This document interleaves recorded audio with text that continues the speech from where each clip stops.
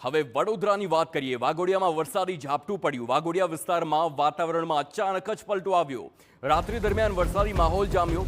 Waghodia Vadodara road પર વરસાદી ઝાપટા પડ્યા। ગરમી વચ્ચે વરસાદથી ઠંડકનો અહેસાસ લોકોને થઈ રહ્યો છે। આ એ ગલીઓના રસ્તા કે જે વાઘોડિયાની છે અને મોડી રાત્રે જ્યારે વરસાદ પડતો હોય તો ધોધમાર વરસાદ સીધી જ રીતે થોડીક પણ લાઇટમાં જ દેખાતો હોય છે અને ક્યાંક ને ક્યાંક તેવા જ એક ગર્જના અને વાદળો જે પ્રકારે કડકે છે વરસાદ જોવા મળી રહ્યો છે।